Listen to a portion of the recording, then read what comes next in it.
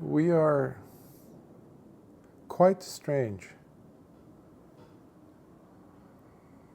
We as in beings,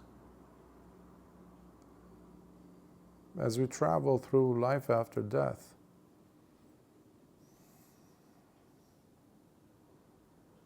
we go through so many different traumas, of course, every one of us. The trauma of birth.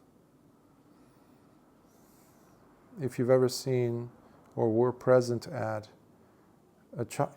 childbirth, when someone was giving birth to a child. And by the way, it doesn't matter if it's just, we're talking about human or non-human, like it could be a cow or a deer. You can just watch it on, National Geographic or something like that. You see how much pain the mother undergoes and then the baby, especially in the case of a human infant being born. There's crying, there's this, and the umbilical has to be cut. There's so much going on. And then there's this, what we call the miracle of birth, right? Now if you take that child, you accompany that child throughout their life, the moment they become more or less aware of their presence in life as a person, as an ego, if you will, there's this constant fear of death, separation. Even though it started with the separation from the mother, who was his or her conduit to life. The lifeline, literally, that's what it means. It literally means that, the umbilical. Because every food, every oxygen molecule, carbon molecule, or whatever you want to call it, comes through that conduit of the umbilical. But it was abruptly cut. So it can be also traumatic for the mother. Some women have to deal with major depression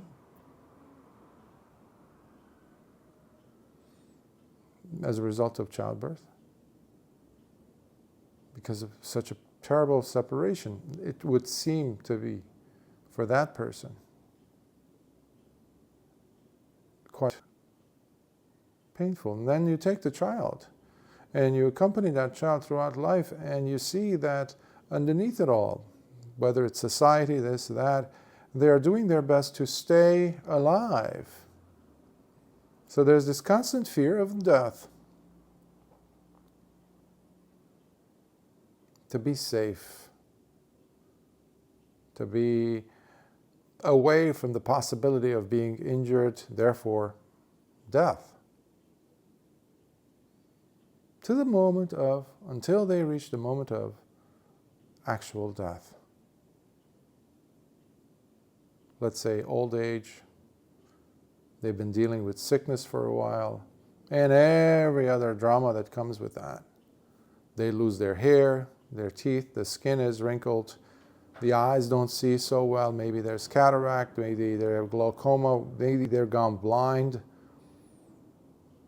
the teeth have fallen out, loved ones have died one after the other, connections have been lost, properties have been lost or gained, but eventually they are losing this one thing that they relied upon, life, through which they experienced all of that.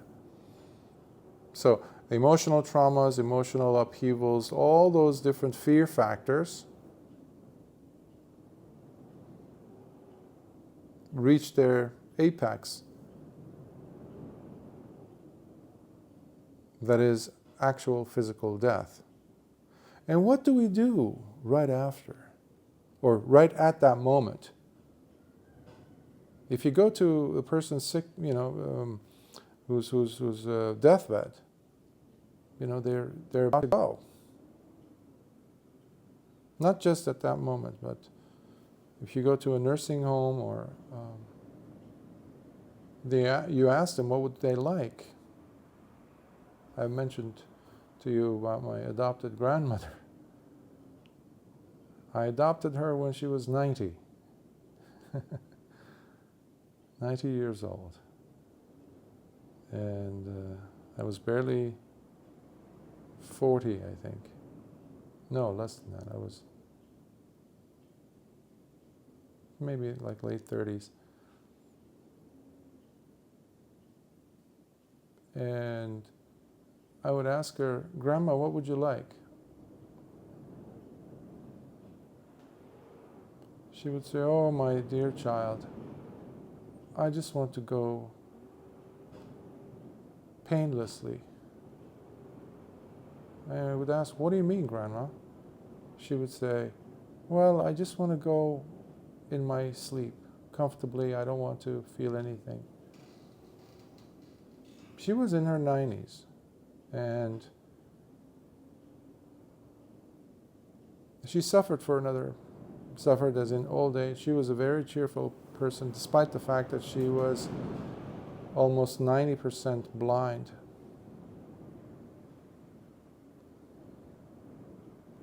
I would go visit her. I met her at a senior home.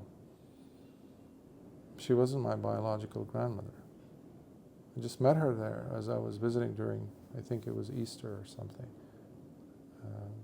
just to hang out with the elderly population, to make them feel that they matter.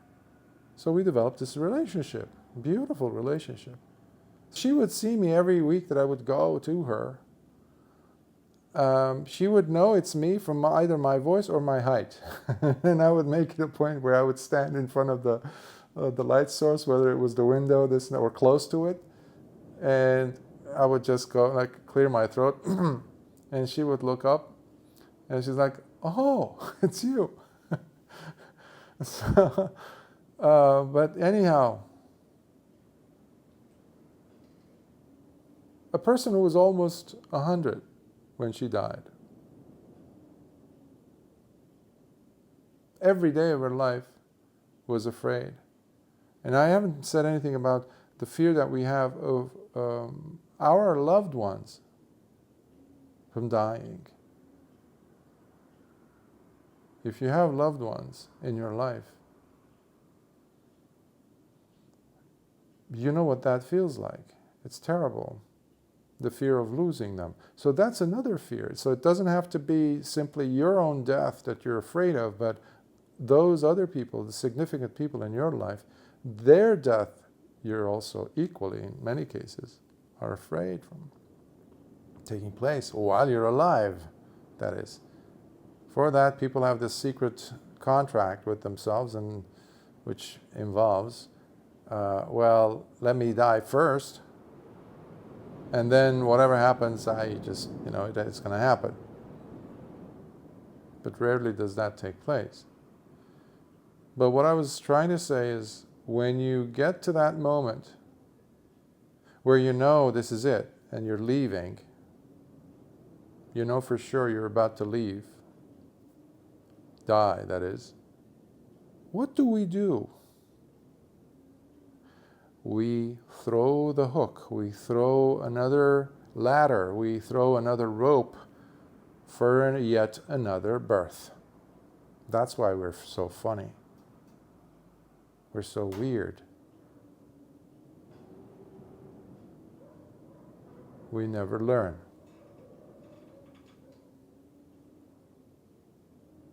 Why is that? It doesn't have to be like that. That is, if we have some wisdom working in the background, at least. Because it's essential for us to make life really deliver for us, to us, a level of understanding that wasn't there.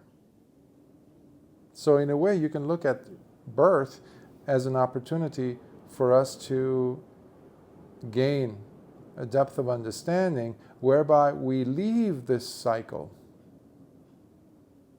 In Buddhism, that's what we talk about when we say samsara, this rebirth, unending, ceaseless cycle. And no one can end it for us, and there is not like a maximum amount of time that you can come, and then you reached, okay, so you've reached that cap, so that's it, you're done. It's not like that. This is not that tradition. There's no such thing. We put an end to it with the gaining of understanding, where we get tired and sick of this. Torment throughout life. Well, torment during birth, torment throughout life, and then what? And then we get to the point where we're going to exit, and now we want to do it all again, all over again. Which tells us that we haven't learned anything.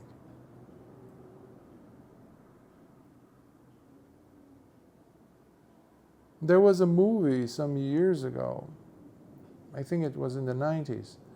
It was by that famous actor, comedian, Robin Williams. What Dreams May Come, I think that was the name of it. And in it, there's this couple that have children, and then some traumatic events take place and they lose their children. And then the husband, the actor, dies. And then the wife is left all on her own. So she has to deal with all that PTSD and, so she goes crazy. But in the movie, most of the movie is taking place, in fact, as, it's a fictional, story, of course, but it's coming from, it's a mixture of different traditions that the writers wanted to play with as to possibilities. So you have some Judeo-Christian elements there, heavenly, this and that, and then there's some hells, but at the end they wanted to push in there some element from Eastern thought, such as specifically about what they call reincarnation. In Buddhism we don't have that. We have rebirth. That means there is not a self, a soul, that gets to be, changing vehicles like clothing, the way they do believe, let's say, or teach in some other traditions that promote reincarnation. Original teachings of the Buddha have nothing to do with reincarnation. Anyhow, I have given a talk on this some years ago. It's, But in the movie, at the end, after all that trauma that they go through, by the way, it's spoiler alert, as they say. I mean, it's been out there for 30 years, I guess. The two actors, now, by the way, the woman also ends up in that realm, which is a pleasant realm, where they both find each other, okay? And then they say, you want to do this all over again? And they look at each other and they say, yeah, sure, why not? That is, the way, again, I can speak from this tradition, it's like the epitome of stupidity, to have gone through all that and not learned anything, because the individual is simply highlighting the emotional peaks, and pleasant emotional peaks, mind you. But that is exactly what we think about, not in another life, but here in this life, as we're about to exit, where we construct ideas, thoughts in our mind. Oh, I'm going to see this person, this loved one, this, or we're going to be like this, and it's going to be like this. I'm going to live a new life. I'm going to, even in Buddhist circles, traditional Buddhist circles, families, cultures, there's this continuity in their mind that I'm going to attain to, another birth, instead of being terrified from such a possibility. Why terrified? This is what the Buddha teaches us, by the way. Nothing I teach is coming from me. ultimately nothing. I'm not giving you anything new. I'm just giving you another lens through which to look at, but it's not my stuff. It's coming from the Buddha, from the tradition itself. The Buddha says, you have to, this is for a wise person.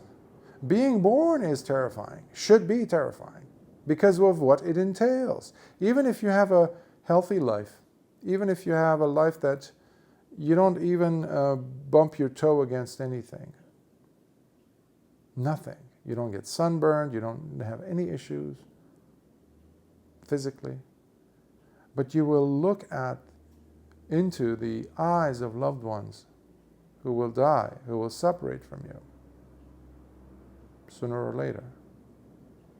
There's this thing called impermanence that's always playing out in front of you, inside of you, around you. Even though you can close your ears, you can close your eyes and say, pretend that it's not happening. But it's happening, and it will happen, and will not stop happening so long as we take birth.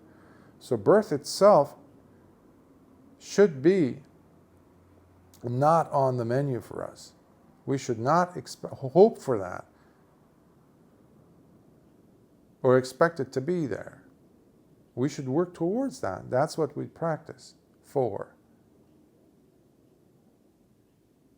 That is what we can understand as another way of looking at suffering. Suffering happens why? Because we were born. And so long as we're born, so long as we appear somewhere, and that includes the heavenly births, any of the realms. In Buddhism, we have 31 realms of existence. Each realm can have many, many different universes. Physical realm, for example, the human realm happens to be one. The fifth realm. Below us are the lower realms, miserable, anguish-filled. And the lower you go, the more painful it is, the more indescribably painful it is. So we are better off than other realms below us. Animals happen to be the next realm below us, by the way, in case you don't believe in other realms. Look around you. The animals don't belong to the human realm. They crisscross, okay?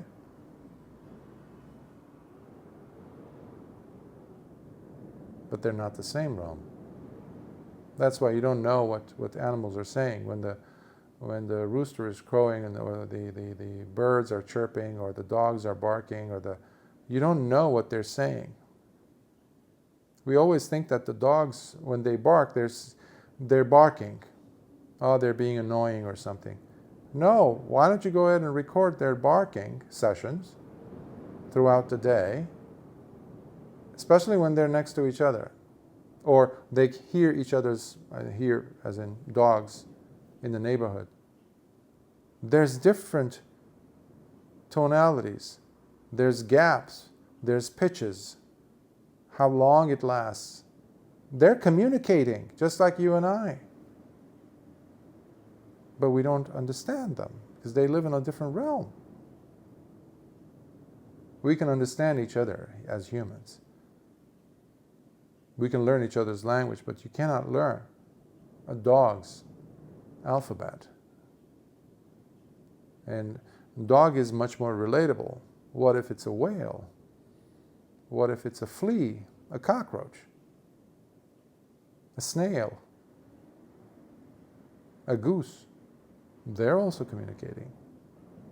So anyhow, I don't want to digress, but any of these different realms, the 31 realms, of which the human happens to be one, all of these have pain in them. Granted that the gradation of pain is much less, seemingly non-existent, the higher up you go into the heavenly realms. But guess what? There too, these religions, these methods of, these different traditions that teach ultimately to go into a heavenly birth and you're going to live forever and ever and ever. In Buddhism, there's no such thing. The Buddha was very clear. He said, even in the highest of realms, where time feels like it's forever, but it's not forever. It might take billions and billions and billions, in fact trillions of years, if not more, one lifespan. It of course will look like it's forever, because you're seeing cosmoses come and disappear during your lifespan. So you start thinking that you are God. You are God. In fact, the Buddha challenged several of these so-called gods in their own realms. I've given talks on these. One of them was Baka, the Brahma god. But you have entire millions, if not a billion people worshipping this Brahma god as God. And they want to be born into that realm, thinking that they will be happy ever after. No, there's pain there still. Sooner or later you're going to come to that finish line and you're going to die in that realm. Yes, there's death in the heavenly realms as well as in the lower hellish realms. Just like there is in human and animal realms, there's death. So all these 31 layers of existence have birth and death in them. So we're just talking about time difference, lifespan difference. But for the individual being involved in that particular birth, it is equally painful as yours and mine in this life. If you're a cow being, hearing, first of all, a baby calf, a newborn cow, and the mother is so protective. But the farmer comes and takes the baby away. The mother tries to hide the calf, resist, but they have their ways of separating them. What do?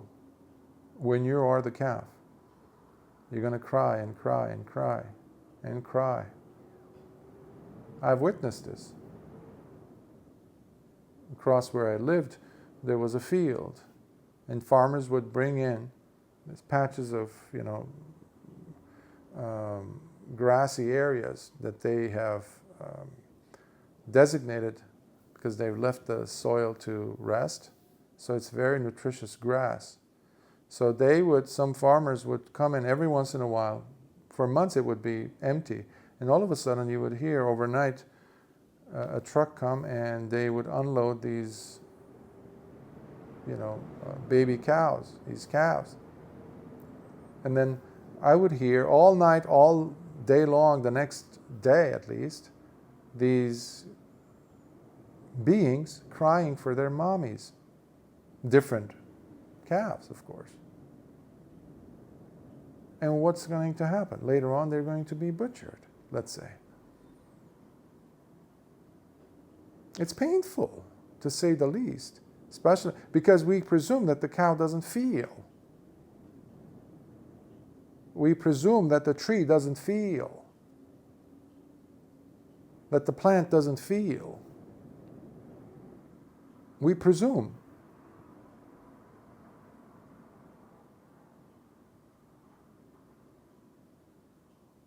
We have been those, So the goal is to put an end to this birth, death cycle and everything else in between, which really, this is something that we need to go revisit daily. Even if you can just dedicate 5 seconds of your day to it, just to consider your relationship to your birth, to your life, and to your death. This is when you can start to prepare yourself for that moment when it comes. And let's assume that you will be aware when that moment comes, that final moment, and not be leaning into a new birth, at least making a conscious choice, a decision to go against your so-called natural instincts and jump from one fire to another. That's what it is, because you're jumping from one room that's ablaze that's called your life, at the end of which you're reaching a window and you're about to jump from that window into another room that's burning. Another house. You're jumping from one house into another that's ablaze. No, that's not what we do in real life, right? We just jump out and we go to a safe area. That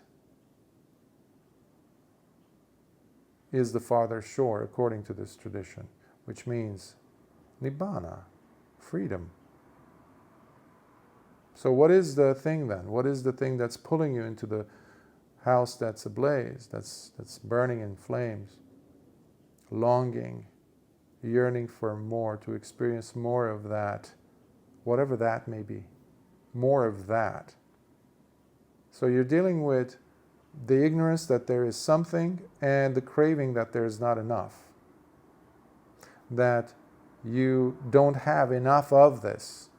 And if you look at the mirror, at yourself, and you have wrinkles, this and that, and then your memories kick in, and now you're really in pain because you're recalling all those wonderful times you've had.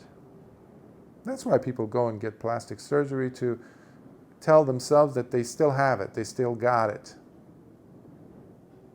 Or they go and spend a fortune to buy a red, Ferrari or something, or to dress in a certain way, or to augment their figure, to tell themselves that they still are pretty or attractive, or something of that sort. To say that I have beaten time. Anicca, or impermanence, means nothing. I have, that's what they're trying to do also with,